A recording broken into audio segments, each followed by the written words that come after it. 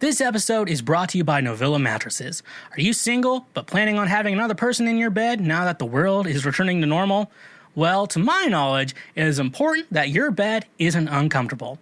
However, you don't want to break the bank in the process of buying a new bed.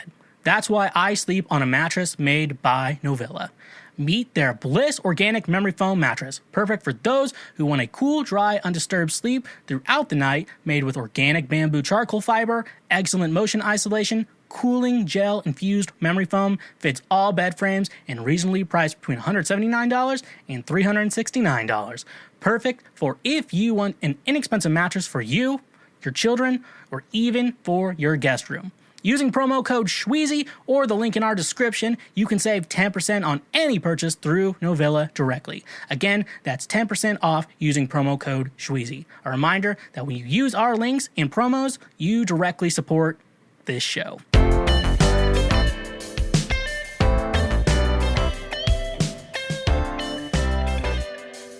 What is going on, my fellow Schwoke Lords? What is up? Welcome to yet another episode of Cancel Schweezy, another WAP of an episode, a wet-ass podcast. Welcome to the show today. This is literally the best podcast that has ever been made, ever. I can't imagine there will ever be a better episode than the one we're making today. We say that every week, but I'm not lying. So welcome to the show today. Cancel Schweezy, the show about tolerance, acceptance, and not pissing the bed. Because you know what happens when you piss the bed? Congratulations, you played yourself. And that's not cool. Even though I don't know how our bodies are able to control ourselves from not pissing ourselves in our sleep. But this is the type of guy you get. So I'm not going to question it. I'm just going to keep moving forward with my life. Just like I'm going to keep moving forward with this podcast today. One thing I do want to mention, my EP, Ride or Die Volume 2, has been out for a month now and out now, and you should be streaming it wherever you are making or listening to music, because it's a great one. I made it, so it has to be good. That's how rules work, right? If I make something, it has to be good, and I really like that. So this is that's just the way it is. When you want it the most, there's no easy way out. Celine Dion would say, and it's an EP about not pissing the bed. So Ride or Die Volume 2. Out now wherever you stream your music. I do have other music too. There's Ride or Die Volume 1. That was the first Ride or Die that came out. And we also have my EP King, and I have a couple scattered singles. Like I have a cover of It's Gonna Be May by NSYNC on there. I have a song on Ocean that's on there. I released that one forever ago. But yeah, go check that out. And you can also follow me on all social medias out there. I'm on all of them. It's going to be at the Schweezy on all my social media, so go follow me everywhere. That's where I post shit, do shit, leave shit. Do I shit on social media? Not yet, but listen to me take a shit with the bidet running. That'd be really fun. Yeah, go check me out there. Even on TikTok, I've been trying to be a little more active and do shit on TikTok. And I try to make funny talks. I'm going to try to post episode highlights and shit like that too on TikTok. So go follow me there. Everywhere it's at the Schweezy, no longer at the Foreplay King on TikTok. So it's an unfortunate turn of events for me though. You can also catch me on Twitch streaming video games every Thursday and sometimes on Monday. I've been streaming a lot more on Monday lately just because, I don't know, I just need to. I'm just angry about something. I need to just play some Fortnite. And my friends don't want to play. I play by myself. It's just that simple, as Garth would say. But yeah, no, it's fun. I play a lot of Fortnite, Pokemon, all that stuff. So go follow me on Twitch as well, twitch.tv/the Schweezy. And if you have an Amazon Prime account, connect it and get a Twitch Prime account, and you get one free subscribe every month. And why not subscribe to Daddy? Pump it up into me. Please, Daddy. Please, Daddy. Yeah, that's great. But you can also, if you also want, because basically with the Twitch Prime, basically it's like $5 a sub every month. But if you already have an Amazon Prime account, you get one free subscribe. And why not help out Daddy? Daddy needs your help. So that's a great way to say thank you for being a friend. Another great way to say thank you for being a friend, check us out on Patreon. where you can easily financially support the show, and it's a great way. Really, that's one of the best ways to say thank you for being a friend. But if you want to do all the free shit, which I don't blame you, but Come on, Mark. Don't be stingy. simplest thing you can do if you're watching the podcast on YouTube. Yes, right, we are on YouTube. I know our numbers are bigger audio, but if you like video podcasts, if you like seeing the shit I do, you can go ahead and follow me there. And if I like move my desk, the camera like tilts too.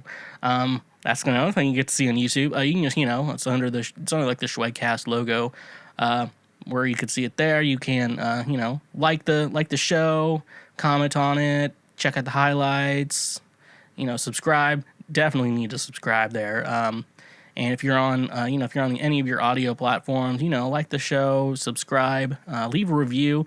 Now, especially on the audio platforms, leaving a review is one of the most important things you can do. So don't be stingy. Come on, Mark. Don't be stingy. And I need to see you do the free shit. Because doing the free shit, because if you're being if you're being Mark. Come on, Mark. Don't be stingy. You need to go ahead and check us out. Just do all the free shit, because that's what you need to do. But thank you so much for listening today to the show. So let's get into previous week right now. Previous week right now is the news that matters. I filter out the news of the previous week and I go over it right now. That's why it's called Previous Week Right Now. So let's just get right. As Philip DeFranco says during his show, and I assume during sex, let's just get right into it. This one is from AV Club, so that's pretty cool. They're a fun news source. This one really excited me. South Park's Trey Parker and Matt Stone want to buy the real Casa Bonita. And I really like that. I'm a big South Park. I love South Park, so let's just get right into it. If you're at all like us, you were first introduced to the concept of Casa Bonita, a small chain of Mexican entertainment restaurants in the western parts of the United States through an episode of South Park that aired during the show's 7th season, which ran 18 years ago in 2003. So pardon us while we briefly turn to dust. At which point, if you continue to be like us, you assumed that the restaurant were made up from the show, because how could such a paradise exist? Sopapillas, Black Bart's Cave, Cliff Divers, surely this fantastic wonderland of Colorado-based Mexican food and novelty photo ops must have sprung like Athena, fully formed from the heads of South Park creators Trey Parker and Matt Stone. But no, Casa Bonita is real, or was. The COVID-19 shutdowns have been understandably hard on the entertainment industry, and honestly, the chain was down to only one location already when the pandemic rolled around, which is now apparently in some serious financial peril. The parent company reportedly filed for Chapter 11 bankruptcy in April, but there's a potential happy ending to this tale of woe, because while Parker and Stone may not have invented Casa Bonita, they are definitely fans and are apparently thinking about buying the last remaining restaurant for themselves. We want to buy Casa Bonita and treat it right. I feel like it was neglected even before the pandemic, Parker told THR earlier today. Located in Lakewood, Colorado, the restaurant is the last vestigious of a, I don't know how to say that word, but vestigious of a chain that was apparently a big deal to both creators as a kid. And to be clear, this doesn't seem to be a joke. Parker and Stone seem to genuinely want to spend their ridiculous piles of 24 years of South Park money on one of those classic "what I do if I was mega rich" dreams, i.e., recreating the classic restaurant experience of their youth. We started talking about the changes we're going to make, mostly with the food, Parker told THR. We're going to make really awesome food. I was already thinking about how I was going to make Black Bart's Cave a little bigger. So, obviously, as a fan of South Park, I've been watching that show since, I was in 3rd grade. How old was I in the third? Maybe 10 years old? This is really going to date me and how old I am. When I talk about this, the first episode of South Park, I remember, and I think it was a new episode that aired, and this was the first one I ever watched, is when Miss Chokes on Dick became their new teacher, and she had those big, saggy, slopper boobs, and I remember, they're Miss Chokes on Dick, and, they were showing this humongous bra they're trying to give her so her tits aren't, just dangling all the time. And that's always something I wonder about women, because, there's the whole, women don't need to wear a bra, and who cares if their nipples show? I'm like, I agree on that, but, yeah, I don't know anything about what, I know that some parts of bras, but I don't know if I don't have boobs like women, so I guess I'm not going to talk on a a gender I'm not. And so I do have tits, just not very big ones, not ones that, that men like, I guess. Hopefully no man likes my tits. Congratulations, you played yourself. But no, I really like this idea that South Park owns the last Casa Bonita. That just sounds so awesome because when you watch the show, it sounds so awesome. Like watching the show and seeing the Casa Bonita, I'm like, oh my gosh, cliff divers, all this fun stuff you can do. It's like an experience going to Casa Bonita. And I knew it was real because I think I've had friends who said they went to it. And I guess I've never, been in the situation where Lakewood, Colorado, is that part of Denver? Lakewood, Colorado. Just Googling that. Let's see, there's a rule. Colorado. I'm looking this up right now because I don't. Okay, it looks like it is kind of basically a suburb of Denver. I never get the suburbs because it's like, like Nashville has. We have like Franklin and Brentwood and stuff like that, and those people are like, I live in Nashville, but it's like, is it really Nashville? Because it's like yes and no at the same time. That's what I don't get about suburbs. And they're like they're the whole city of its own. It's weird. Suburbs are weird. Why don't we just all agree? Like, this is Nashville, shit like that. And then like Nashville's all these all these different counties. And I'm a Davidson County person, and other people are like I'm a Williamson County person. And it's like are we fighting over something right now? Or is there like a territory fight right now? Like, I thought we all could live just fine with each other or whatever. Anyways, though, I really hope they keep Casa Bonita alive because, obviously, if I could ever get the opportunity to go there, I will. Like, that's 100%. I am going to Casa Bonita. Casa Bonita, yeah. That's my Cartman impression, for those of you who don't know. Who Cartman is, that is my Eric Cartman impression. And please don't compare me to Eric Cartman. Because I don't want to think it's true. Please and thank you. So please, Daddy, don't do that. Have I mentioned I've been using Daddy as like a gender-neutral term to people? Like, thanks, Daddy. And at first I was like, I'm ready for this phase of my life to be over because it's not something I'm like going to be able to control for a while. But now I'm starting to really like calling people Daddy. Like, you just have your friends, girlfriends, like, hey, Daddy, can you come get me? Can you come get this for me? Whatever. Yeah, it's fun. Anyways. So this next one is out of Missouri. I used to live in Missouri, so I got a lot to say on the situation. I went to Missouri last month, does this come out in August? Did this episode come out in August? I released it a couple days afterwards. And what day is it today? It's the 30th I'm recording. Oh, okay, it's going to be August. But anyways, I was there in June. So I was in Missouri,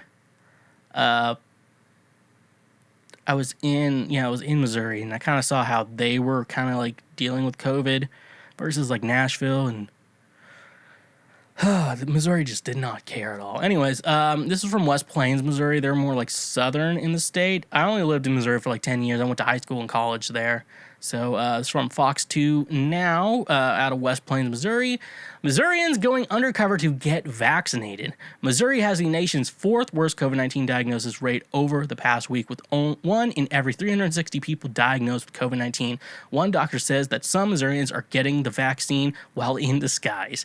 Ozarks Healthcare posted a video clip to their Facebook page with the caption, Dr. Priscilla Fraze, hospitalist and Chief Medical Information Officer, CMIO, at Ozark Healthcare, explains the importance of knowing the facts about COVID-19 vaccines, along with the safety and confidentiality of the vaccination process at Ozarks Healthcare.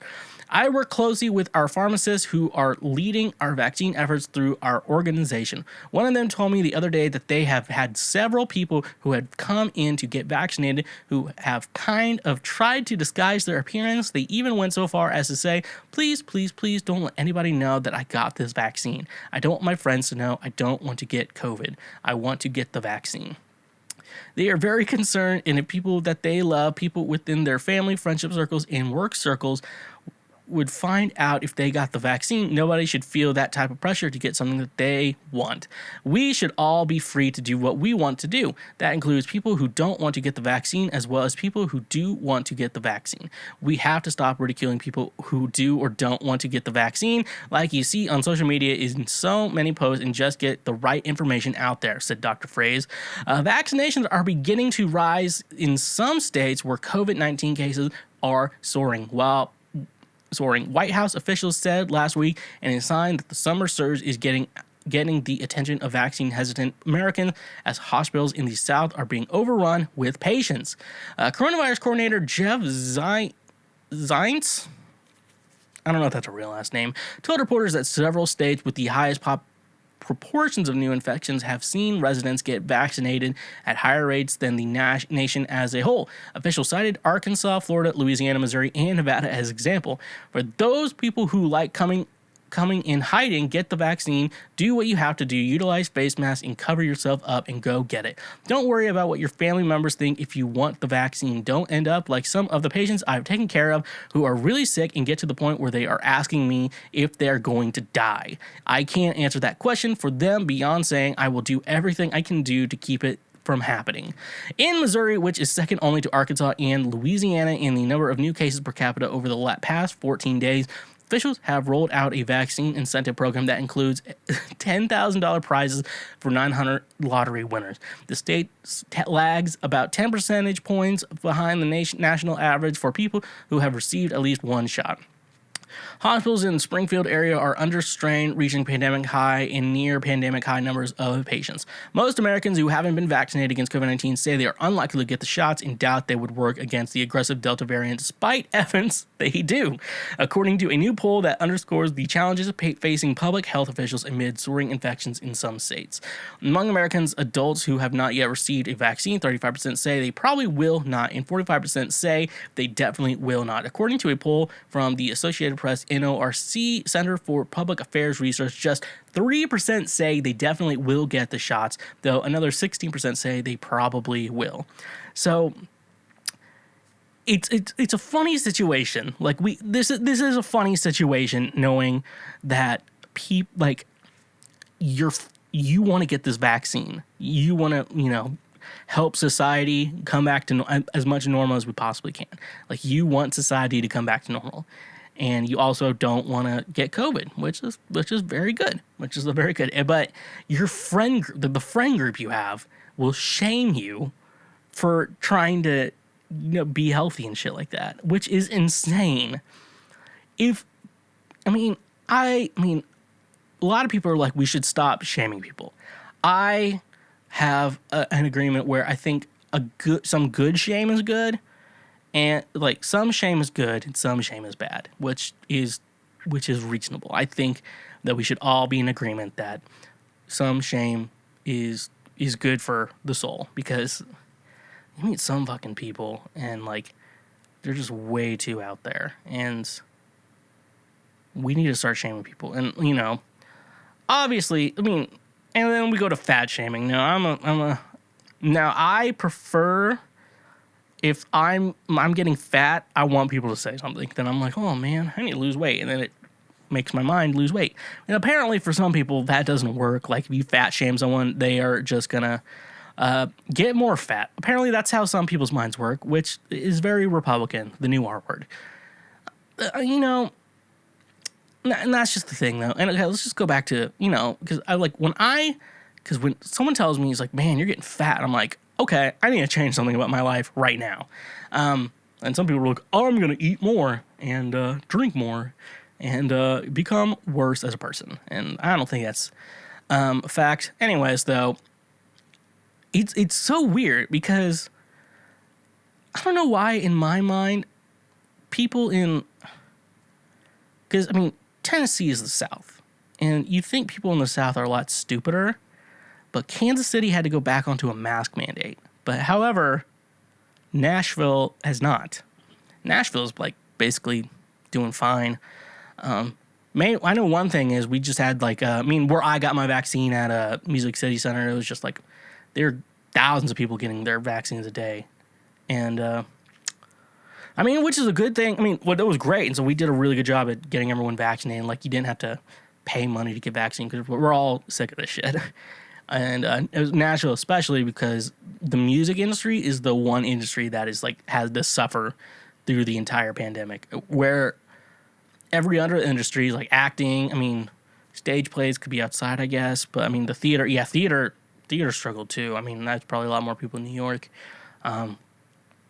You know, comedy, they're like, well, we're all gonna be separated and half capacity, and you know, sports were like, we're done.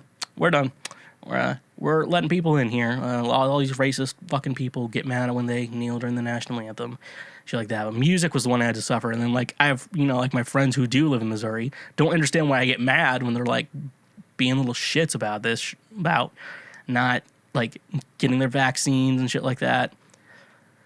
But you know, and they're like, well, like my industry requires it. Do you want me to just like make this podcast for more of the focus more of my work on this podcast? Like, don't you want me to make music too? I'm like, fuck. Also, I'm okay. We have to get to this. We have to get to this point. Here's the point I want to say with these vaccines. So I get it if you're a little like on the fence about it when it finally got approved by the FDA and people actually started getting vaccines. Like, my mom got hers in like December. Like, that was like a month after, because it was like November. They found one that worked. Pfizer found one that works. They got it to work. Then the FDA approved it pretty quickly. And then by December, my mom got it because their schools were like, everyone gets we just got to get the vaccine out to everyone we can. That was my mom's school, because I think parents, regardless of their political beliefs, they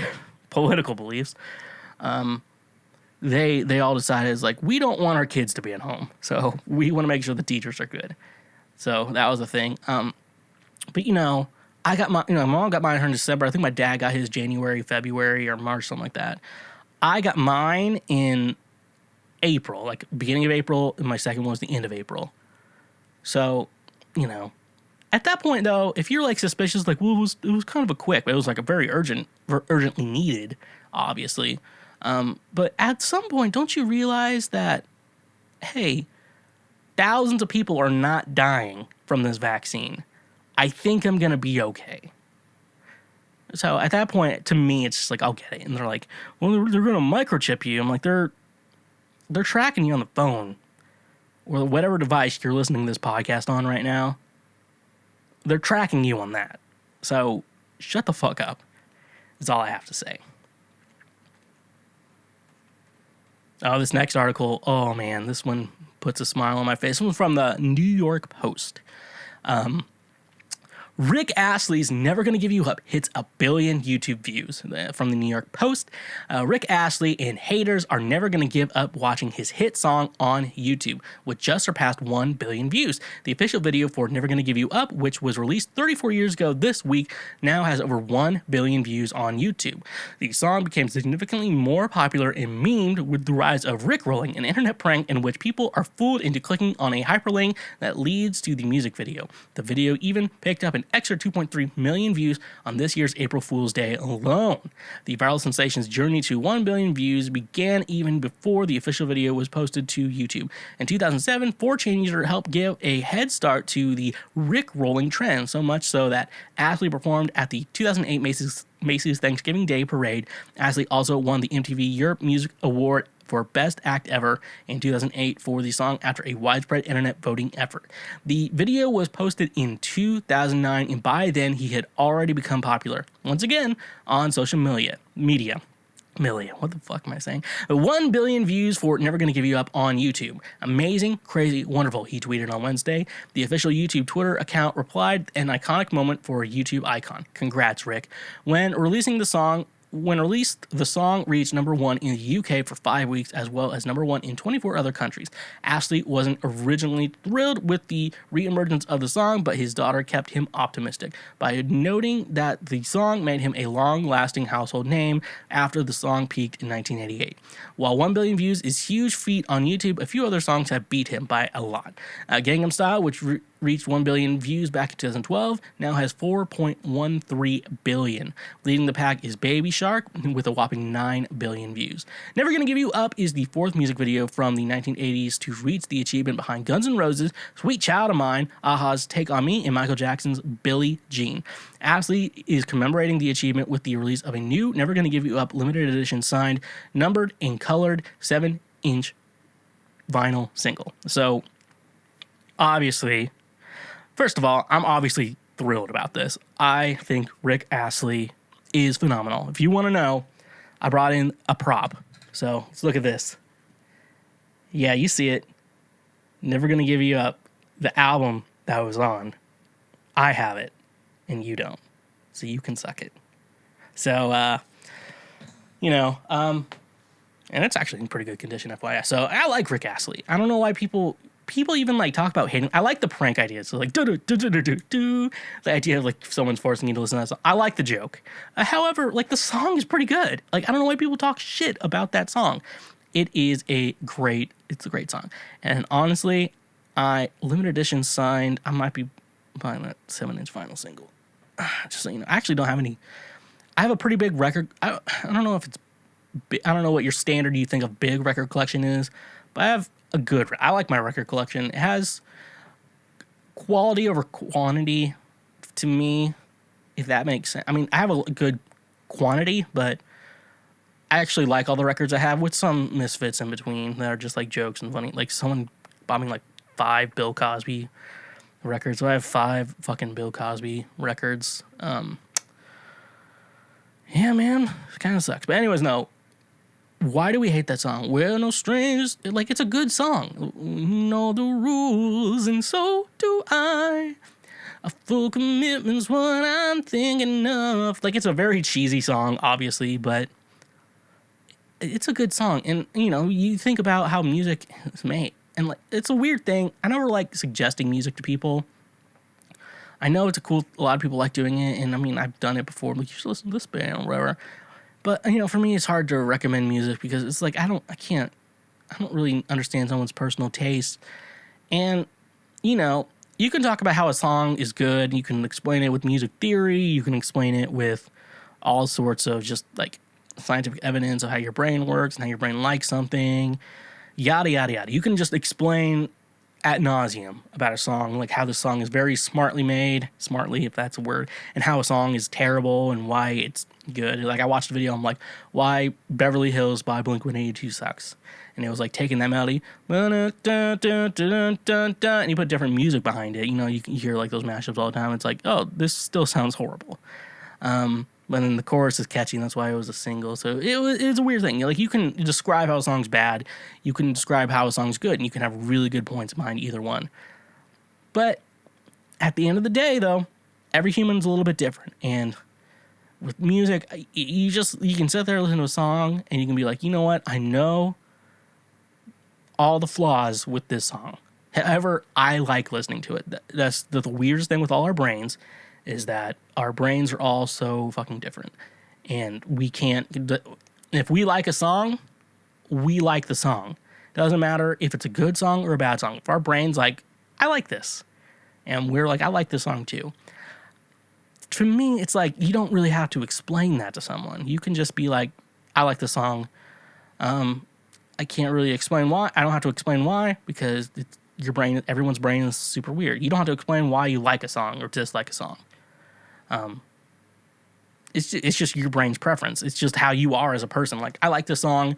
I know the flaws, but I like it. That's something with the song. And I guess a lot of people don't like Never Gonna Give You Up, but I do. I think it's a great song. And I think, chord progression, I think Rick Astley is a great singer. He's a really good guitar player, too. If y'all should go check out his cover of Everlong by the Foo Fighters. Like, he's really good. And I guess he's friends with them, too. But, no, Rick Astley is great, folks. And we should start respecting the name a little bit more. That's just, and that's coming from Schweezy. So, last article we have for today. I'm just gonna update you all on the state of Florida. That's rough, buddy. This is from People Magazine or the website. I got it off the website, so I don't know if I should say People Magazine or the People website. But who the fuck cares? Florida man hospitalized after putting his hand inside Jaguar exhibit at Jacksonville Zoo. Congratulations, you played yourself. A Florida man was hospitalized on Wednesday after he jumped over a gate and stuck his hand inside the Jaguar exhibit at the Jacksonville Zoo. The man was not identified, but Jacksonville Fire Rescue told WJXT that he is in his 20s. He has non-life-threatening injuries and is expected to survive. The incident occurred Wednesday afternoon when the man scaled a gate at the range of the Jaguar exhibit. He then put his hand inside the pen and was clawed by one of the jaguars. The deputy zoo director, Dan Maloney, told the news station one witness explained that the man appeared to be antagonizing the big cats before trying to make contact. WJXT reports this is an individual that wasn't using his head, Deputy Zoo Director Dan Maloney said, adding that luckily the animal was not able to latch onto the man's hand. Had the cat done so, it would have been a very different story, Maloney warned.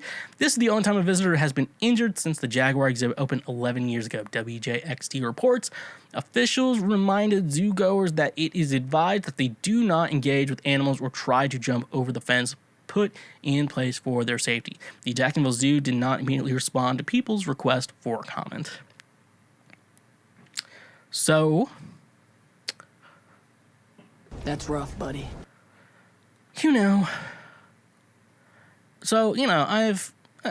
Obviously, this dude is a Republican, the new R word, and so he's just stupid. Like, I'm gonna put the fucking cat. I'm like, why? I don't get. I guarantee this guy's white. Only white people do this shit.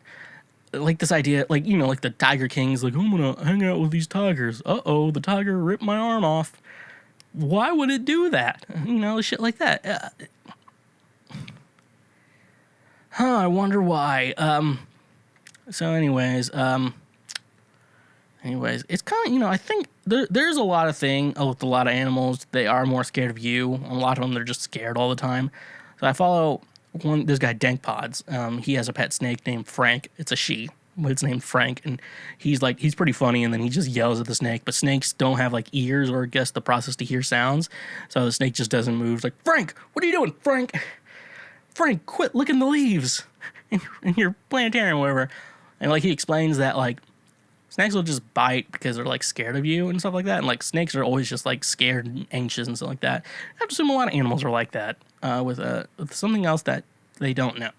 And I do not want to know what this fucking guy was expecting to happen. The fact that it sounds like he just got scratched or whatever, non-life-threatening injuries. Yeah. He been clawed by one of the jaguars. So yeah, it sounds like he just got kind of beat up by the cat, which the cat was probably just trying to protect itself. That's probably all it was trying to do. It was just trying to staying alive, ha, ha, ha, ha, staying alive. That was horrible the way I sang that, but anyways, folks, if you see a big cat-type animal, don't fuck around with it. That's going to be my life advice for you today. Look at you. You were able to get your hands on a PlayStation 5 or an Xbox Series X. Look at how lucky you are. But you don't have any games to play with it. Congratulations, you played yourself. Well, what if I told you that you could play games for a fraction of the new game price? Well, today's sponsor, GameFly, is here to help you out. You probably already know that GameFly is the best video game rental service out there. Let's be real. There's some games you're going to keep forever, which for me are Super Smash Bros. Ultimate and Zelda Breath of the Wild.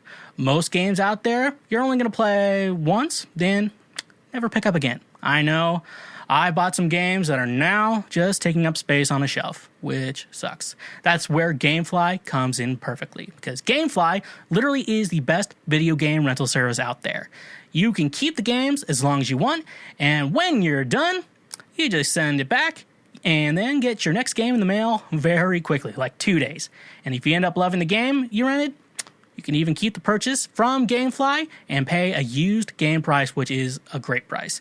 Using our link in the description today, get your first 2 months of GameFly for only $10. So start playing new games using the link in our description.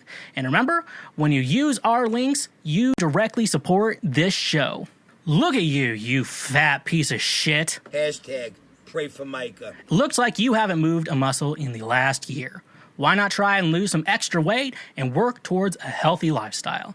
To do that, though, you are going to need some fitness supplements to get the most out of your workout. That's where today's sponsor, FNX Fitness, comes in handy. Losing weight? Gaining muscle? Or do you need the energy to do a workout in the first place? That's where FNX Fitness comes in. FNX Fitness is committed to creating innovative supplements of the highest quality that provide focus for a productive morning, energy to thrive all day, performance supplements to reach new goals, unique sleep and recovery formulas to support any sport, and healthy supplements to support an active lifestyle for years to come.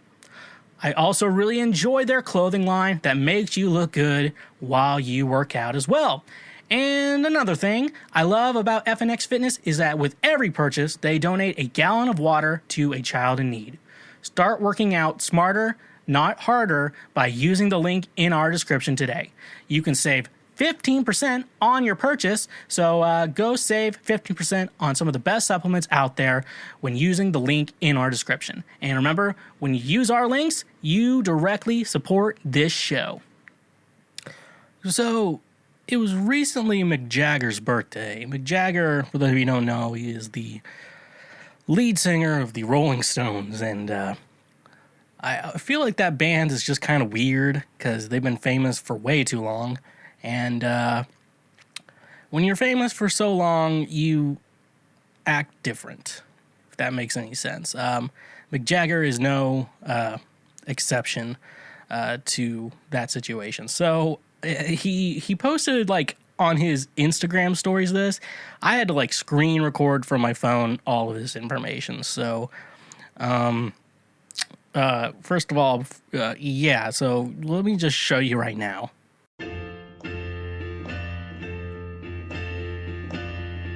Thanks for the birthday wishes. So yeah, That's rough, buddy. a lot of weird shit going on in that video. First of all, he's not playing piano any good. It is cool that he has like one of the oldest keyboards that have ever existed. Like one of those that like they still work well, but it's like super old. And I bet you like the older keyboards just weigh so fucking much.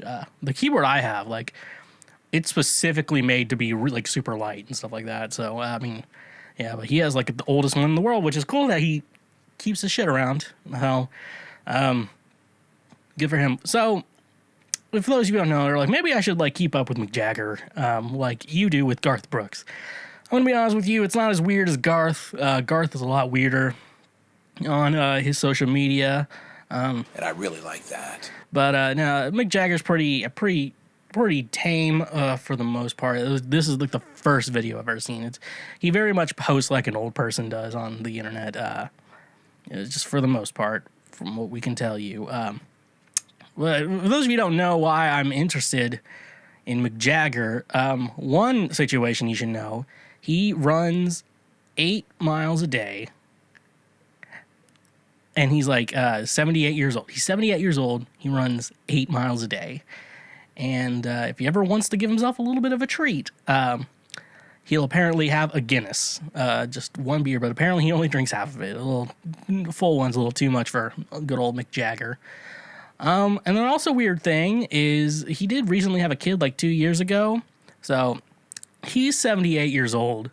His wife is 34 years old. Melanie Hamrick. She's 34. He's like twice her age. I don't know. Like, she had a kid with him. That's, that is something. She did have a kid with him. But do you really think she loves him, or she just wants that fucking Mick Jagger money? Oh, hello, I'm Mick Jagger. Thanks for the birthday wishes, everyone.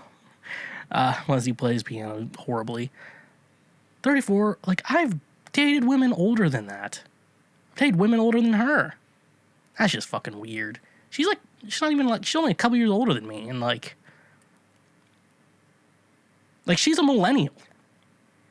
What the fuck does she see in like fucking Mick Jagger? That's a good question. Like,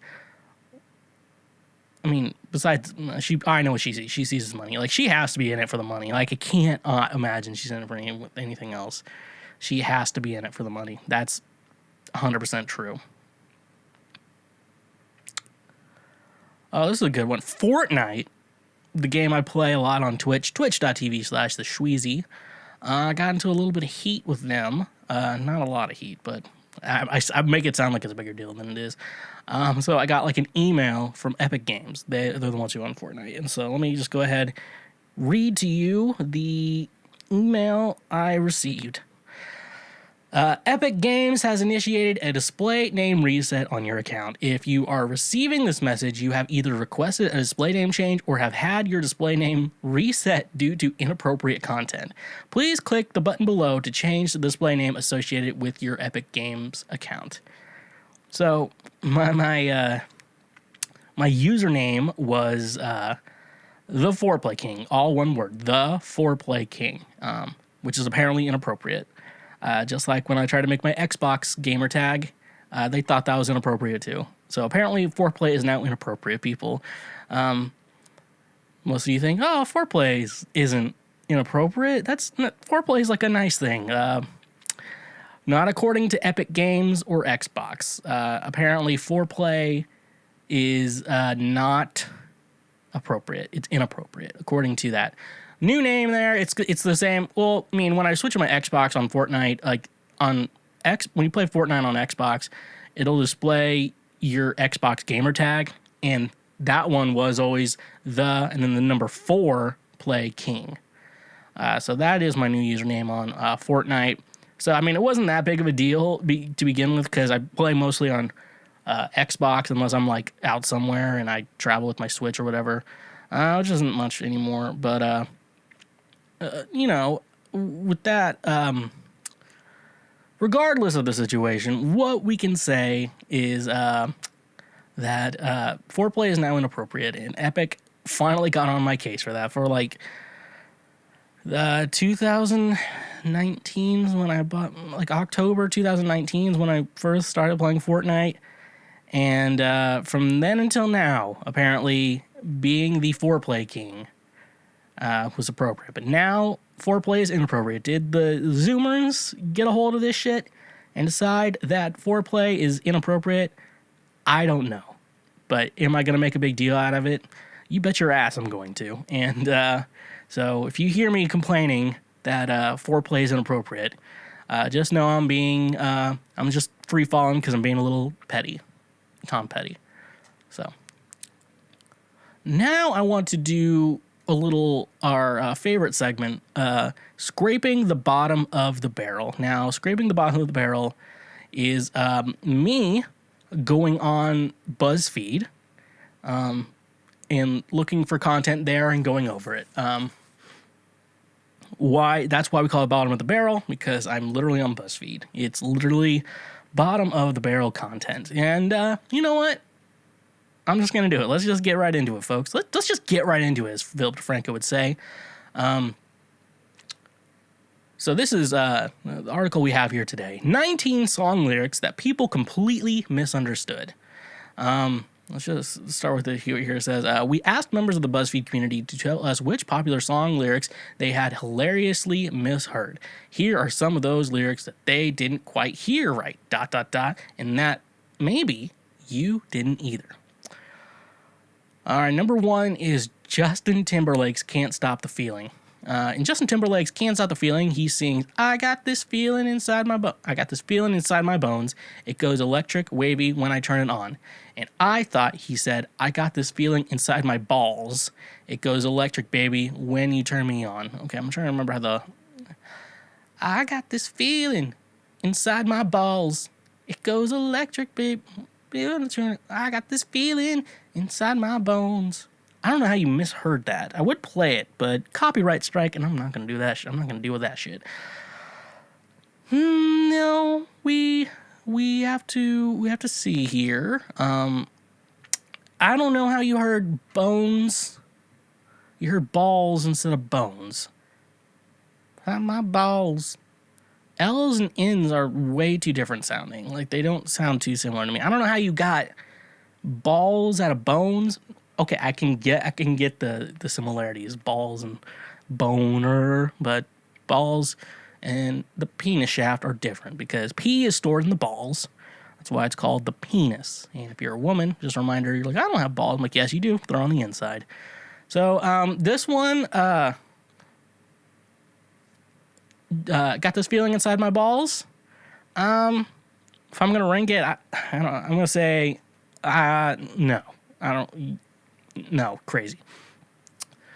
Next up, John Mayer's Your Body is a Wonderland. My best friend used to sing, Nevada is a Wonderland, instead of Your Body is a Wonderland. So, Nevada is your Wonderland, Nevada is your Wonderland, Nevada is your Wonderland. How do you get that? How do you get Nevada is a Wonderland? And how do you, Your Body is a Wonderland? That's the name of the song. How are you messing up the name of the song? Nevada is a Wonderland. It doesn't even make sense. Your body is a Wonderland. Even with that John Mayer voice. I listened to Sob Rock for the first time today. Really good. I liked Sob Rock. It's a really good album. Great job, Johnny. But yeah, this one, Nevada is a Wonderland. I don't know how you got to that. That is crazy. How that came to your mind. When the song's called Your Body is a Wonderland. How did we get here, folks? I don't fucking know. So, number 2, John Mayer, Your Body is a Wonderland. I'm going to say stupid. Okay, so we're going to go with stupid or reasonable. That's how we're going to rate these. Can't Stop the Feeling by Justin Timberlake, that stupid. John Mayer, Your Nevada is a Wonderland, also stupid. Next up, number 3, Madonna's Hung Up. I always thought that Madonna sang Taco Spice So Lonely in Hung Up instead of Time Goes By So Slowly. I felt so bad for that Taco Spice my entire childhood. What? I always thought Taco Spice So Lonely, Time Goes By So Slowly. Taco Spice So Lonely, Time Goes By So Slowly. Okay, so... Okay, I guess you were a child when you heard this initially, so I guess we can't, be too judgmental on you. What I will say... Taco Spice So Lonely, Taco Spice So Lonely, Time Goes By So Slowly. But, I'm gonna say this is reasonable. It's not the stupidest. I mean, it is a stupid thing that you think it would say Taco Spice, but you're probably a child, and children are stupid, as we all know. Congratulations, you played yourself. But it is reasonable. That is something we will go on with saying for the rest of our lives. That it is normal for you, okay? All right, number 4, Whitney Houston's I Will Always Love You. For years, I thought Whitney Houston was singing Bittersweet Man Maurice instead of Bittersweet Memories in I Will Always Love You. Maurice? Memories. Okay. That one, okay, we're going to go with reasonable on that one. I'm not saying it's the best. Bittersweet Maurice. Okay, that is very reasonable. Maurice. Memories. Same, I think it fits. It could fit a little bit. You could easily think there, too. But it's weird there's a generation that doesn't know about Dolly's I Will Always Love You. That's something very easy. So this one, we're going with reasonable. And I really like that. Okay. Number 5, Seal's Kiss from a Rose. I thought Seal was saying, I've been kissed by a rose on the brain. Why wouldn't you get kissed by a rose on the gray? What does that mean? Ooh, I've been kissed by a rose on the brain. Brain, grain, gray. Okay. I get that. Okay, gray does make a lot. Okay, gray is not the stupidest one we've heard so far. The stupidest one we've heard so far is I got this feeling inside my balls. That's rough, buddy. And with that being said, that makes a little bit more sense than a lot of the stupid shit I've heard. Kissed by the rose on the brain. Ooh, you. I'm gonna get at you, a stranger refuse. Yeah. That's a fucking classic. I love Seal. Seal is great, everyone. And we all should respect Seal a lot more. Number 6, ELO's Evil Woman. I was 17 and jamming out to the song in the car with my family and loudly singing Medieval Woman in the chorus. I got some weird looks from my dad because it's Evil Woman. I'm still not convinced that isn't what they're singing. Medieval Woman, Evil Woman. Evil Woman. Yeah, that one's reasonable. This is the type of guy you get. That's easily, that's easy. Medieval, evil woman, medieval. That can be easily summed up. You're not stupid. That could be, if you don't know the title of the song, you could easily, evil woman. So yeah, especially if he has like a close his mouth, evil woman, stuff like that. Yeah, it could easily be messed up. So you're not stupid. And I really like that. You just didn't know anything about the artist. That's okay. Because I don't know a lot about ELO either. So, or Elos. I actually don't know that band very well. Enrique Iglesias, Balamos. Until I was 22, I thought the line in Enrique Iglesias' Balamos was Te quiero amarillo, which translates to I love yellow. It wasn't until my friends and I were having a 90s throwback on a road trip, and then I realized that the word Te quiero amor mío, I love you, my love, talking about Enrique's love for yellow made sense to my 7-year-old self. Now, let's be honest here. If you don't know Spanish, which it kind of sounds like you do, amarillo, te amor mío, okay, I can, in my butchered Spanish speaking, I can say that was a little messed up. You're not the dumbest person in the room, because if you don't know Spanish, you probably don't. Pretty bold of you little fucks to assume that I'm not God. What's going on with my computer? It keeps stopping for some reason. Oh, the recording. I don't know what's going on. Disk too slow or whatever. Oh, anyways, moving on to number 8, Funds Some Nights. Now, this is a band I love. So, what I heard, my heart is breaking for my sister in the condom she called love, was what the lyrics really are. My heart is breaking for my sister in the con that she called love. I walking around school singing like this like a freaking weirdo. I didn't know the con was in. I know she didn't say condom. My heart's breaking for my sister in the one that she calls love. That's what I thought the lyrics were. In the condom she called love. And condom. So that's reasonable. That's not super weird. Pretty bold of you little fucks to assume that I'm not God. So I'm going to give you a reasonable on that one, because I honestly have been listening to this song almost 10 years, and this is my retrospective album. I'm like, what am I doing with life? And I listen to this song. Heart's breaking for my sister in the condom she called love. I'm breaking for my sister in the condom she called love. Sometimes not everyone, I guess, is a good songwriter like me. So, Ride or Die Volume 2 out now where you stream your music. Okay, I get, that is reasonable. And I really like that. Next one, number 9, Toto's Africa. I missed the rains down in Africa. For 30 fucking years, I thought Toto sang, I miss the rains down in Africa. The actual lyrics, I bless the rains down in Africa. I miss the rain, I bless the rain, bless. Makes zero sense. Now, I kind of see where you're coming from. I miss the rains down, I bless the, because they both kind of end the same. However,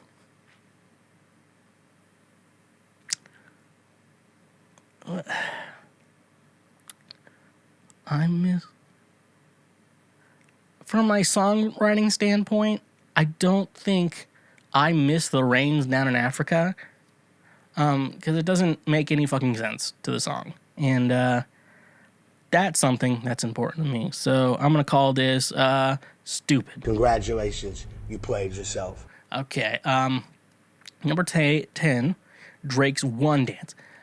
I need a one dance. Okay, I thought Drake was saying, I need a one dance. Thought I had a bee up my ass. One more time while I go. I had power there I didn't know. I can't remember how the melody goes. Instead of, that's why I need one dance. Got a Hennessy in my hand. One more time before I go. Higher powers taking a hold on me. Okay. I need a one dance. I thought I had a bee up my ass. You really thought that? Like, you could hear it once and you're like, is that what they said? But then you're like, no, that's completely not it. But if you like continue believing that that was the lyric, it makes you a little stupid. So we're giving you the stupid here. Congratulations, you played yourself. So if you think anyone writing a song had a bee up my ass, it's just a little stupid. All right. Miley Cyrus's Wrecking Ball. The lyrics for Wrecking Ball, for the longest time, I swore Miley was saying, I came in like a rainbow, instead of I came in like a wrecking ball. So, the song called Wrecking Ball, I came in like a rainbow. It's not even sound similar. How do you get that? How do you get rainbow out of Wrecking Ball? Wrecking, rainbow, wrecking, rainbow, wrecking. They sound way too different. What we're going to go here, folks, you know what we're doing here. You are stupid. Congratulations, you played yourself. Okay, next one, number 12. Sia's Chandelier. Everyone used to tell me how much they loved Chandelier by Sia, and I couldn't wait to hear it. Like 2 years later, I Googled it, and it was like, ooh, this is Chandelier? Why the hell is it called that? I thought Swing from the Chandelier was sweet, gonna sweet opportunity. How do you get sweet opportunity out of Swing from the Chandelier? Swing opportunity, opportunity. A little dumb, folks. It's a little dumb. I don't make those rules, but that sounds pretty fucking dumb. Yeah, so we're gonna go with stupid on this one too. Congratulations, you played yourself. I don't make the rules, I just make them. And anyways, we'll move on. Number 13, Sheryl Crow's The First Cut is the Deepest. One of my sister's friends thought the lyrics to Sheryl Crow's The First Cut is the Deepest were, the first God is the Jesus. What? First cut is the deepest. The first God is the Jesus.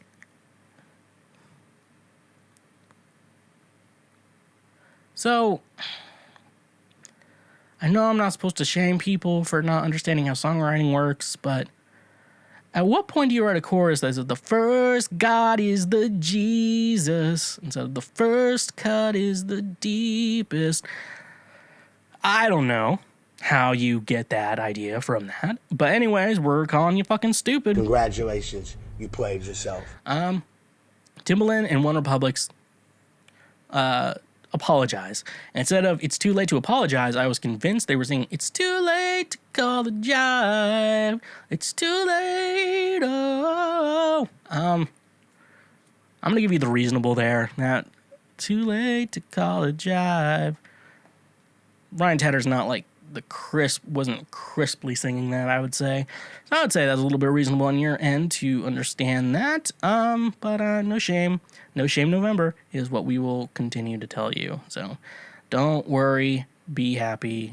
Don't be stingy. Come on, Mark. Don't be stingy. All right, number 15. We're almost done with this list. Macy Gray's I Try. For when that song came out and up to about a month ago, I had been singing I Got Bobos When You Are Not Here, and my boyfriend died laughing and corrected me saying, it's the world crumbles when you are not here. Close enough. We're calling you stupid here. I go Bobos when you are not here. What? How does your brain do that, Bobos? My world crumbles to I go Bobos. We don't know what we're going to do. All right. So. Congratulations. You played yourself. So, yep.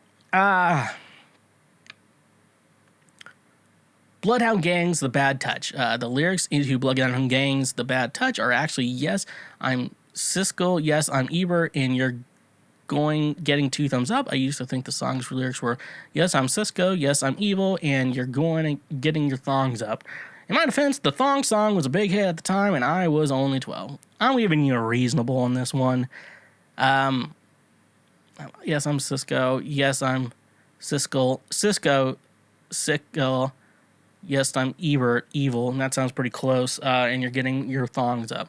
That one's the part I could say, thongs. Okay, no. This is totally reasonable. Yeah, this is like a totally reasonable thing that you thought of. I'm not gonna shame you for this. Come on, Mark, don't be stingy. So, yep, number 17. We only got a couple more left. Meghan Trainor's Lips Are Moving. I thought the line, I might be young, but I ain't stupid, from Lips Are Moving by Meghan Trainor was, I might be dumb, but I ain't stupid. Still think it fits pretty well with the song. Dumb, but I might be young, but I ain't stupid. Young and dumb. So I'm gonna give you a reasonable on that one. So and also Meghan Trainor sucks. I really don't think she's probably one of the worst artists I believe is out there right now, and I can't see any positive things I can say about her. Come on, Mark, don't be stingy. So, and also just remember, Pretty bold of you little fucks to assume that I'm not God. So yeah. Number 18, Rihanna's Love the Way You Lie. In Love the Way You Lie Part 2, I used to think Rihanna's saying, well, maybe I'm a Mexican instead of, so maybe I'm a masochist. I'll give you a reasonable on that one. Mexican, masochist. They do sound super similar, so I'm not gonna hold that over you. I'm not gonna shame you. I'm not gonna do that shit. Come on, Mark, don't be stingy. So, yep, I will give you that one. Last but not least, Panic at the Disco, I Write Sins, Not Tragedies. I thought the line from Panic's I Write Sins, Not Tragedies was, haven't you people ever heard of closing the garden door? Not haven't you people ever heard of closing the goddamn door? It wasn't until 3 years ago when I sang along to it with friends. So I will say in a songwriting fashion, people ever heard of closing the garden door? Doesn't make a lot of sense in a songwriting sense. But however, I get how you could have goddamn garden door. I can see how you got that mixed up. So I'm not going to shame you for that. I'm going to give you benefit of the doubt. I'm going to say reasonable. And I really like that. So that's what we have for BuzzFeed today. Are we better people now for knowing any of this? No. But did we scrape the bottom of the barrel? You bet your ass we did. We live in a society. In our current society, actually having to physically walk into a liquor store should be a thing of the past. That's why I get all my booze from Drizly. Drizly gets all your favorite beer, seltzer, wine, whiskey, and much more delivered directly to your home. With their easy-to-use mobile app, we are getting one step closer to never leaving our homes. You know, it's saying something when it is being praised as the Amazon for liquor. Drizly is my go-to app for getting all the booze I need so I can do basically anything the hell I want. So using our link in the description today, you can save $5 off your first purchase through Drizly. Drizly has proprietary ID verification technology that it provides to its retail partners that allows drivers to scan IDs for more than a barcode to make sure the purchaser is over 21 years old in the US and of legal drinking age in Canada. Retailers on Drizly may also have a minimum order or delivery fee. So using the link in our description today, get $5 off your first order with Drizly. And remember, when you use our links, you directly support this show. Cooking your own meals are for people with proper amounts of serotonin, which is no one. Are you depressed and hungry? Well, you're still going to be depressed, but you no longer have to be hungry thanks to today's sponsor, DoorDash. If you don't know of DoorDash, they bring you food you are craving directly to your door. Even while I'm dieting, I still get food from Wingstop, Chipotle, and even Central Barbecue here in Nashville. I like that. With over 300,000 partners in the U.S., Puerto Rico, Canada, and Australia, you can get $10 off each of your first 3 DoorDash orders over $15 when you sign up using the link in our description. Treat yourself like the king and queen you are and order from DoorDash today. Again, that's $10 off your first 3 orders over $15 when you use the link in our description. And remember, when you use our links, you directly support this show.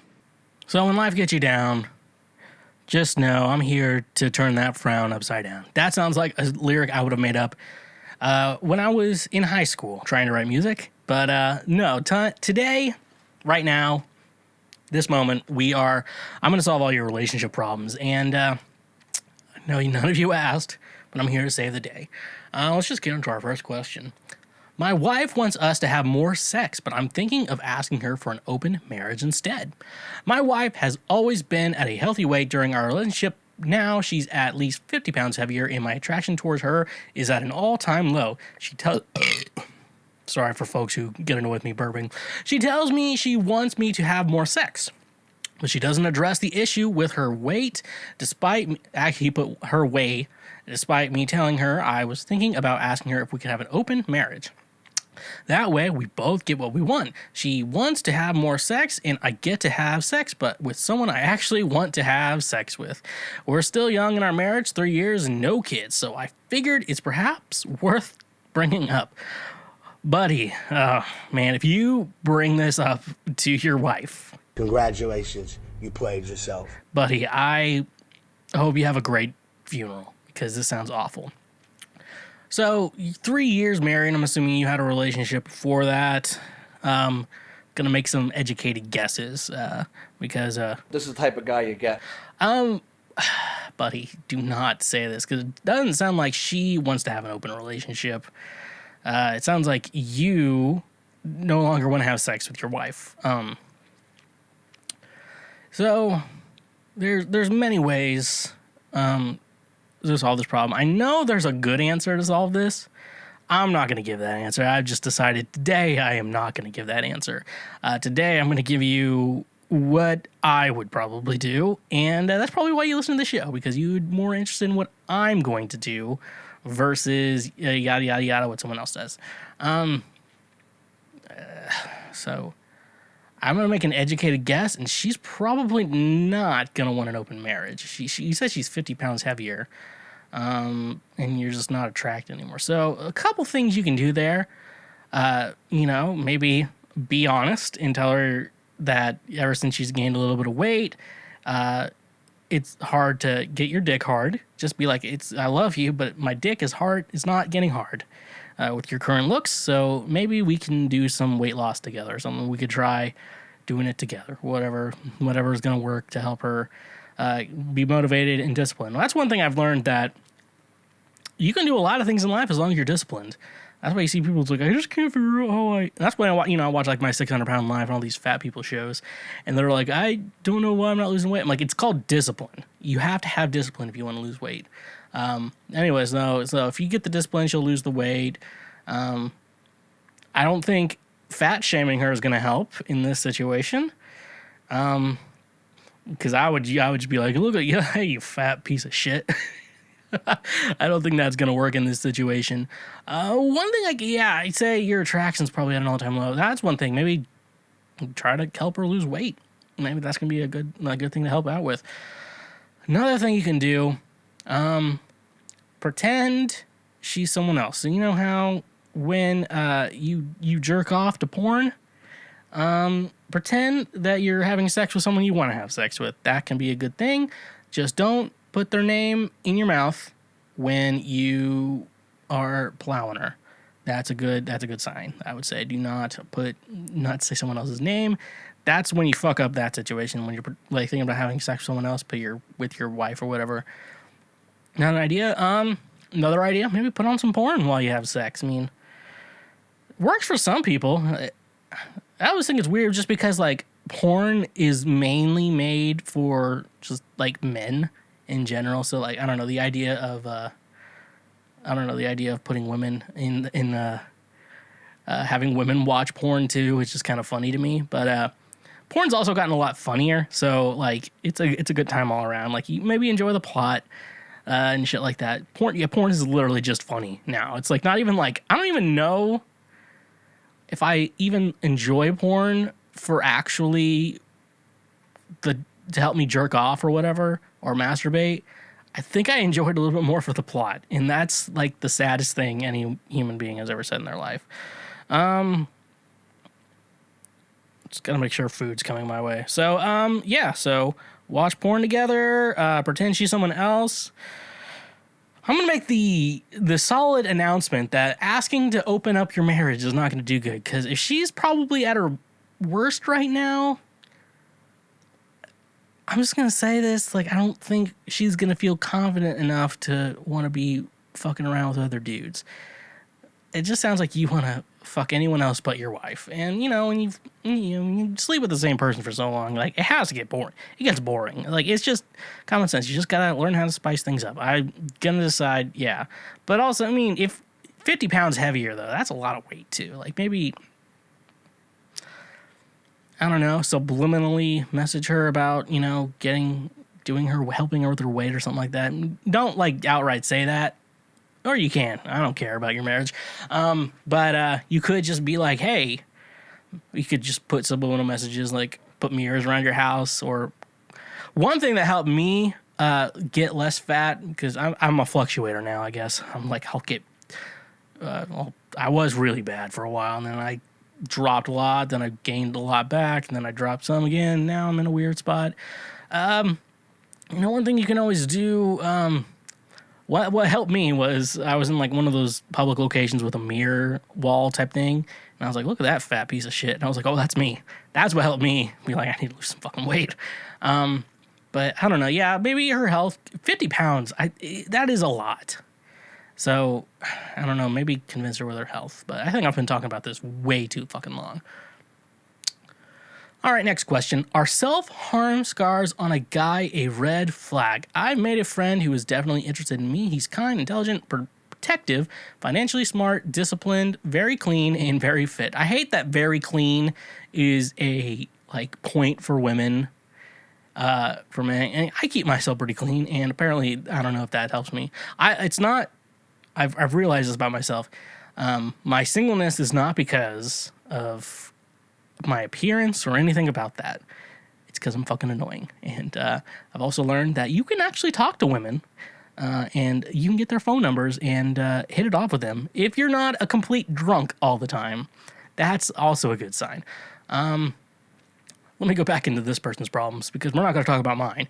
He takes care of his house, his appearance, not to the point of vanity, and his life. He's very attentive to me right now and wants to share everything with me. Of course, we've only known each other a few months. It's normal at this point. Ha ha ha. He told me about his stint with self-harm in middle school. He says he had self-esteem issues from moving to a new country and body image issues, as, in his words, he was fat at the time. He says seeing a therapist helped him work through those issues. He has scars on his arms and legs. I've never encountered self-harm scars on a guy. Should I see this as a red flag? It makes me nervous. If someone can pull a knife on themselves, one day they might also pull a knife on me. Or am I thinking about this the wrong way? As I get to know him, he is also highly self-critical, has occasional days of low mood, and can be stubborn, but he has been treating me so well. Thanks in advance for the advice. Why did I pick a topic so sad for this show? Isn't this supposed to be like a funny show? But yeah, no, I'll fix your problems. I'm here to fix everything for everyone always. So I couldn't get into, I'll go with my experience. I couldn't get into the self-harm stuff. I don't know. I guess I didn't get a rise out of it. But I believe the reason why people do that shit is because there's a feeling up to it that they get a rise out of. And it helps him with, like, being depressed and shit like that. He's with a therapist. You said he's talked to a therapist, helped him. Okay, so he's with the therapist.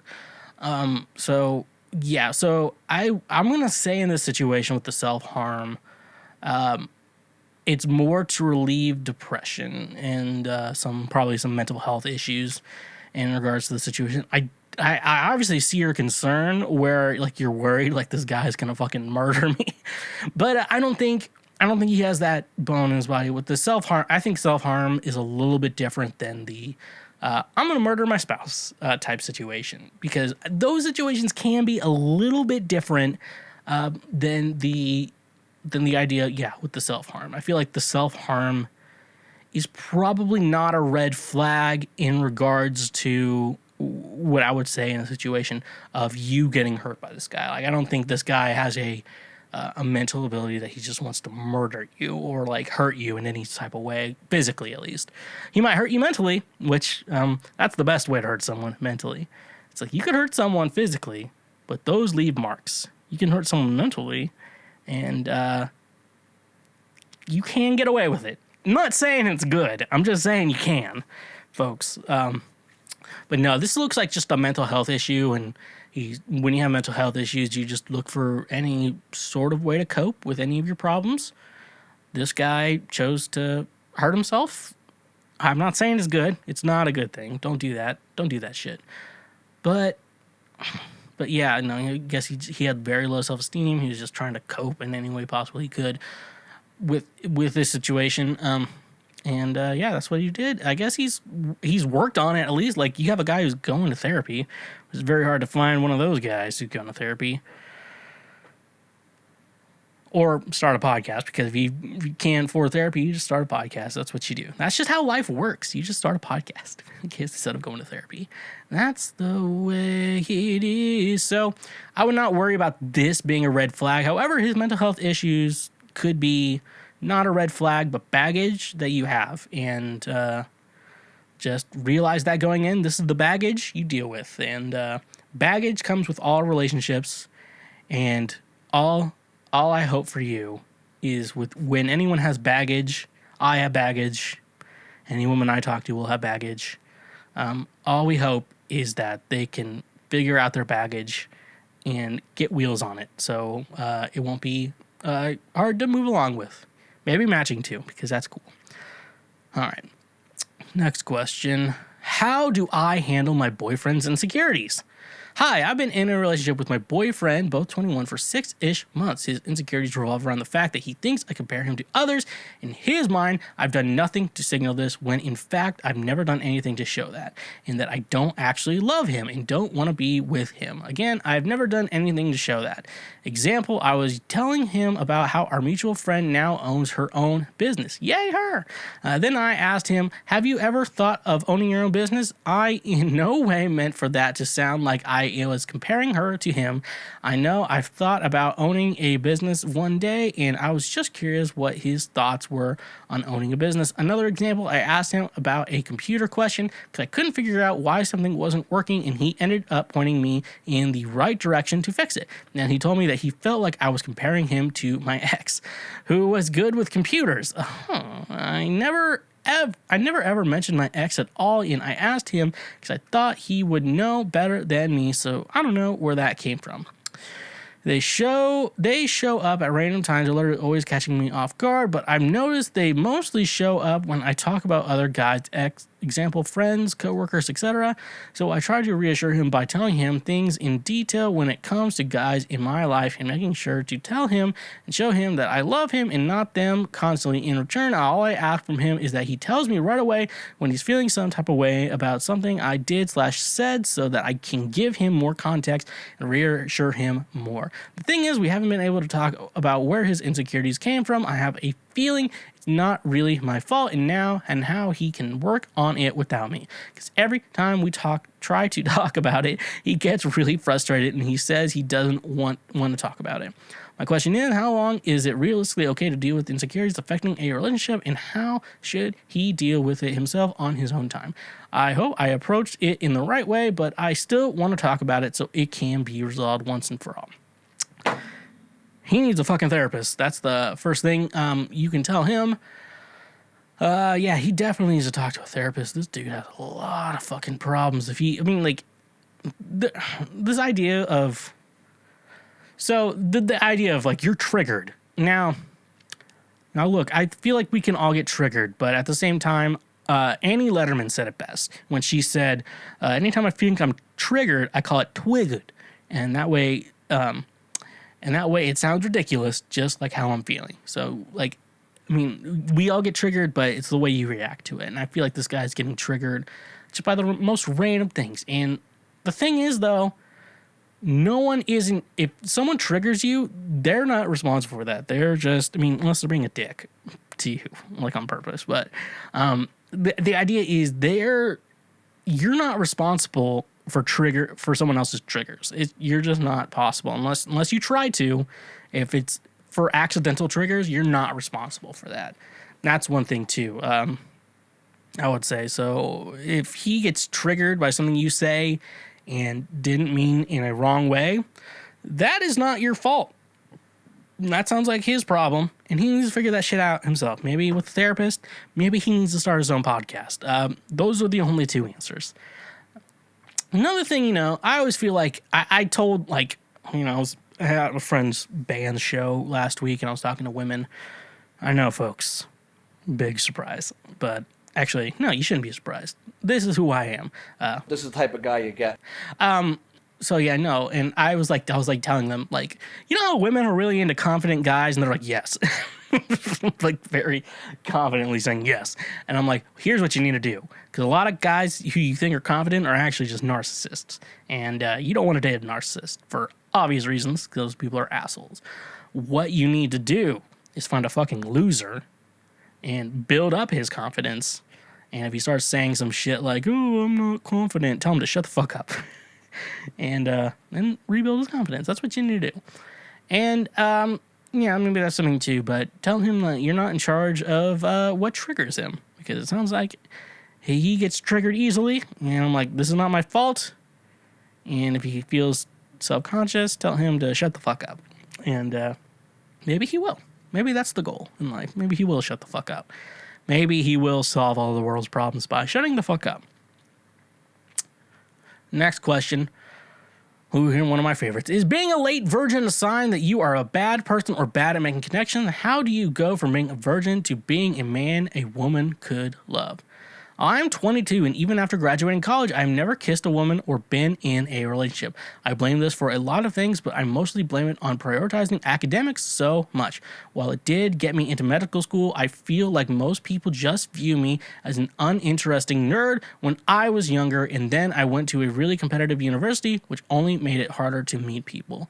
I have felt very alone for most of my life. I have spent so much time working to become a doctor to make the world a better place, but would I have still chosen this path if I knew I'd end up this alone? Probably not.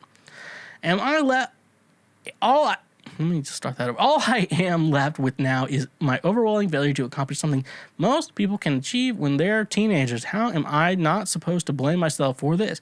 People I try to argue with that I am this way because I focus so much on my career, but plenty of people more successful than me can get relationships. I just feel so hopeless and like I don't really have a purpose or place in this world. I have realized over the last years that I am not a likable person and have never been loved by a woman before. I belong to absolutely no one, and the world would not miss me if I was gone. How can I look at myself as horrible when this is all I have to offer from my life? What was the point of trying so hard just to end up so miserable? Now, buddy, shut the fuck up about... Stop being fucking depressing, okay? Now,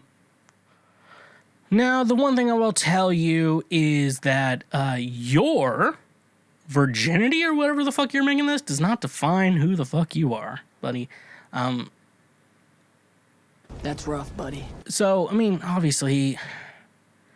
So, like, there's so many people out there. Like, you meet the guys who's like, I want to fuck anything that moves, and they try to. You want to meet really cool women who are like, want me to suck your dick? And I'm like, yes, please do that. But then you meet your ride or die who you would do anything for. And in that situation, you do not want to fuck up that situation because they are the fucking best. So... You could be what they call demisexual, which I feel like we shouldn't have to create a sexuality for that shit. Like, I'm demisexual. I only want to have sex with people I have a close connection with. I'm like, isn't that a lot of people? Like, stop trying to be weird with it.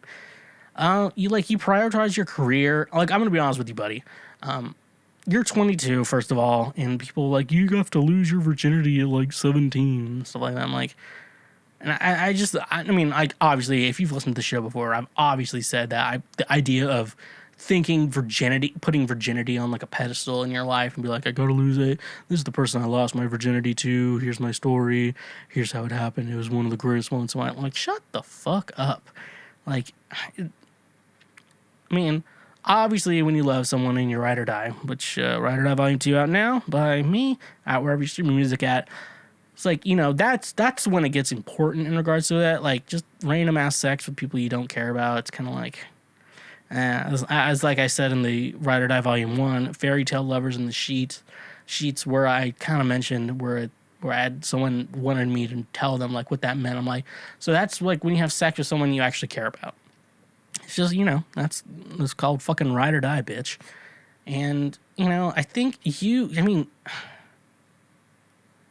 honestly, dude, like, you could find a hooker, you could find some just really skanky woman at a bar who will sleep with you, and you can get your virginity off your chest. And I know you're probably putting your virginity on, like, a pedestal in regards to, it's like, oh, I need it to be perfect, I need candles lit, I want, like, Peter Gabriel, baby, you love the way. And honestly, like, if you hear so many people's like, oh, I lost my virginity stories, it's like, look, I came in 3 seconds, I was really nervous and shit like that. It's like, I don't know. I feel like we make too big a deal out of sex, and that's from me. I grew up super Christian, and this idea that, just, wait till marriage, and then you have sex before marriage because, like, you're fucking horny.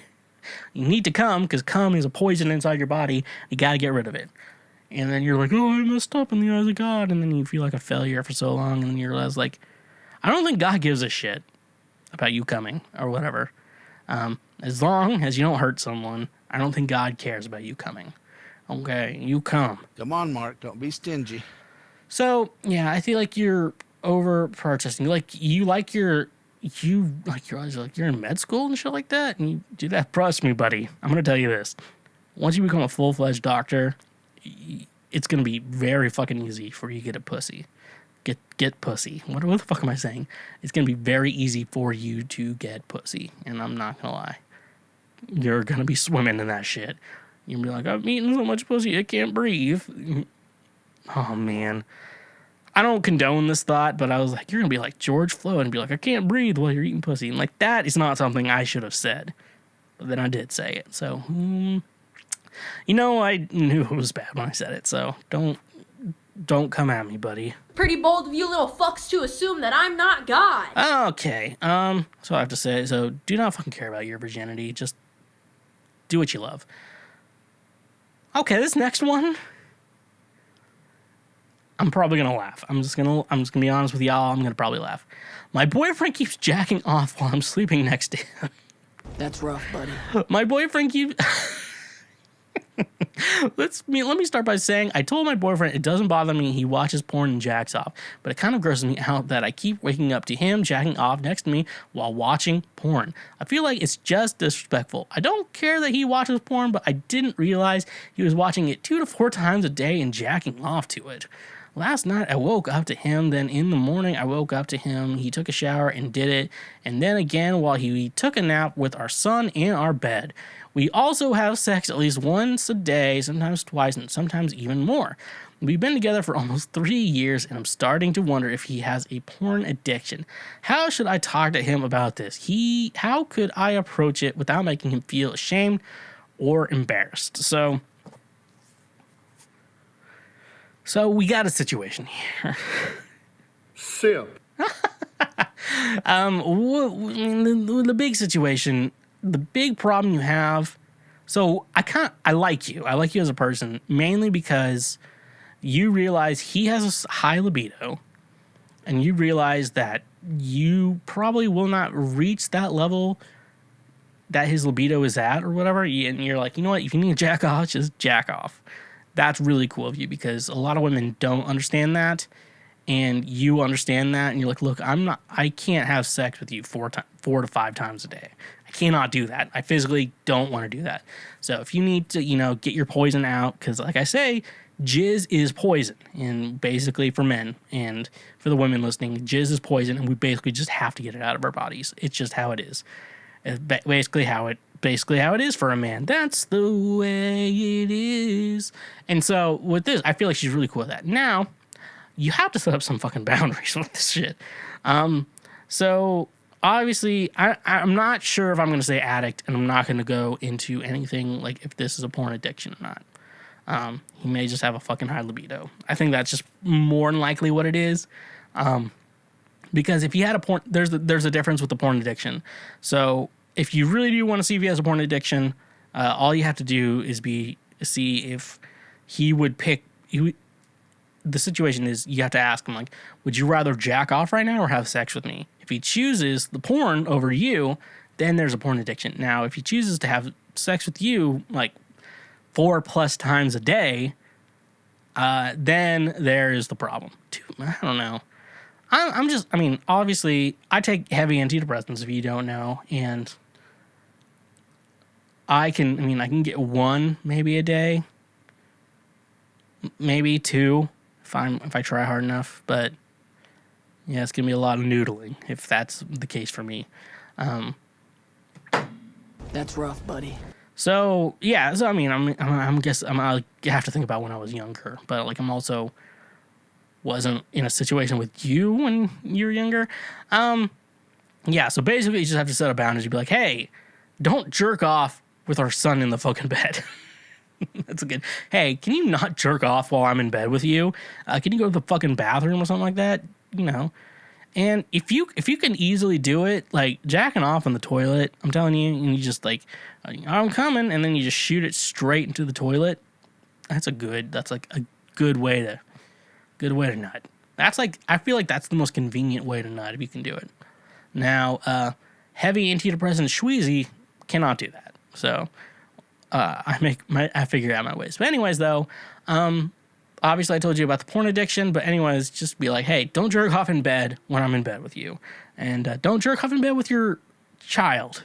And that's fucking weird. And he probably should have noticed that. That's rough, buddy. So, yeah. Oh, so all right, we got 2 more questions left. I want a beard. My wife does not want me to grow one. I'd say I require some advice. I want to grow a beard, not a long one, just some hairs in the face, quite like some 3-day beards. For that to acquire, I need 4 to 6 weeks due to absolute dumb shit beard growing abilities of my body. Reasons for me to grow one are simple. I feel more comfortable with it, way more comfortable. I don't like my body right now, and my body sure as heck does not like me since I developed a Hashimoto, a thyroid disease where your body attacks your thyroid. Ooh. That's rough, buddy. A thyroid, oh yeah, I already read that. I have so-called hot knots in it, which are under constant control due to a higher chance of developing cancer there. I am 21 with a prolapse discus.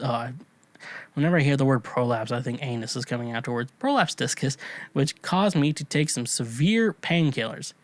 Man, that's like the one of a few times where it's like, good for someone to take painkillers. Like I rarely ever see someone, my book hurts, but I have to take, you're like, yeah, I have a prolapse discus and now I have to take these painkillers. I'm like, oh, that's actually like what the medication is used for.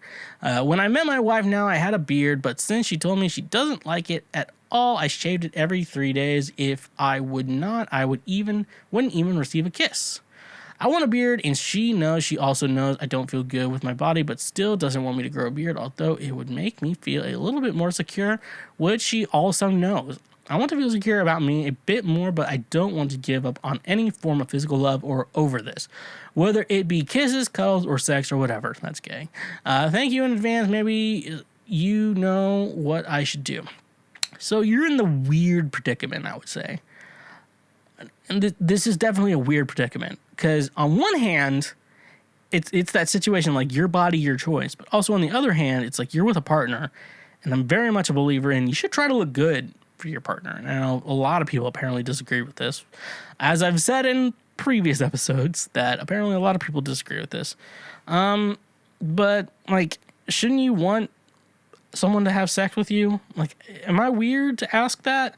Apparently I am, according to y'all. So it's that rough situation.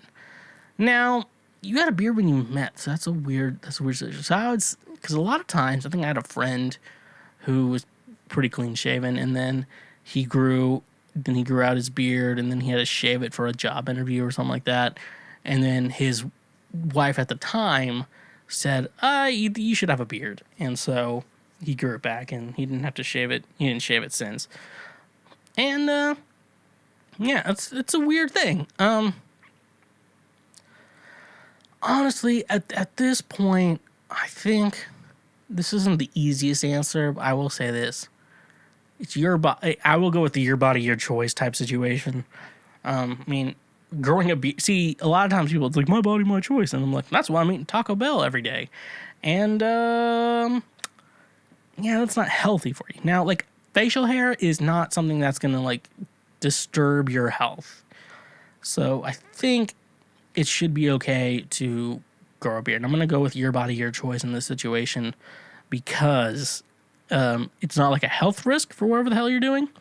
It's just how you want to be. And guess what? And I really like that. So, yeah, I'm going to go with that situation. You know, it's a very difficult situation where it's like your body, your choice, but also you want your partner to like you. And I think if you keep your beard well-groomed enough, I think you'll be okay. And it is always weird because I've usually heard that, like, growing a beard is, like, men's version of makeup for women or whatever. So everything is always weird, and I can't control anything. So shut the fuck up. Last question of the evening. How do I stop overthinking during sex? I love this question. So I am a male, 29, and yeah, I have this annoying tendency to overthink things while having sex. I don't know exactly what the issue is or when it started happening, but it wasn't always like that. So the things I'm thinking are, is she faking her reactions? Her eyes are closed. Does she not think I'm attractive? I bet she's had so much better than this. OMG, I feel disgusting. How is this girl even sleeping with me? LOL. Wait, she's not as wet anymore. Am I doing something wrong? How do I stop thinking this stuff, man? I can't lie to you and say I don't think the same way. Because if you've listened to this podcast, you know I overthink every fucking thing.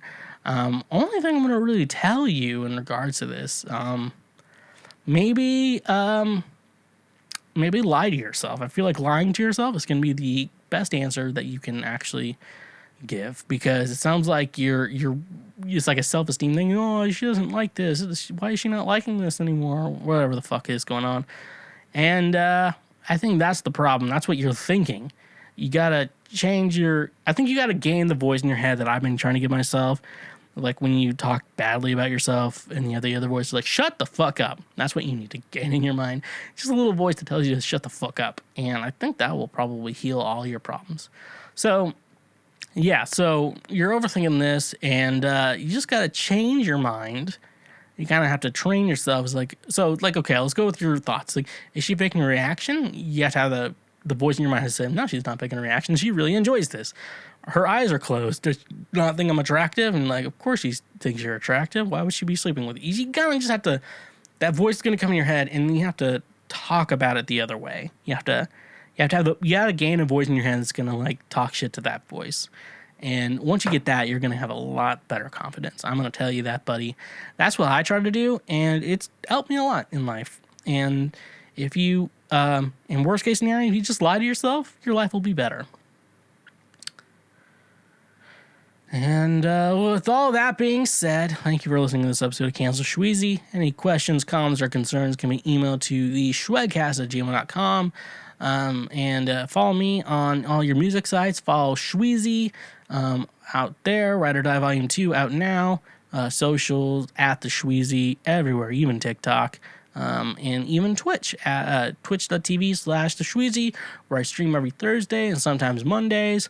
And you can also, if you have a Twitch Prime account, subscribe to Daddy and help me financially. But along with helping me financially, you can also hit up Patreon, where you can financially support the show. And a great way to say thank you for being a friend. And with all that being said, and I really like that. Honk if you love butt drugs, and stay awesome.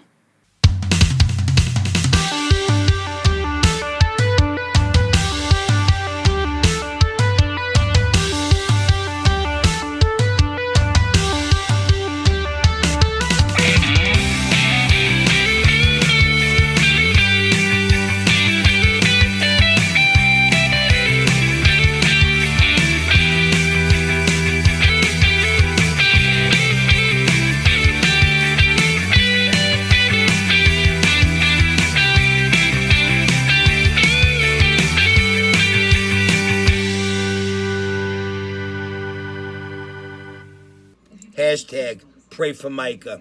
Hey, you just finished a full episode of Cancel Schweezy. Thank you so much for finishing the full episode. You made it this far, and I am super proud of you. If you want to support the show even further, we do have a Patreon page where you can financially support the show, keep us going financially, and being one of the top-ranking Schwoke Lords that I know that you can be. And thank you so much. Make sure you like and subscribe this video if you're watching on YouTube, or if you're listening to the audio, make sure you subscribe and leave a review wherever you're listening to the podcast. Thank you so much. And like I said before, stay awesome.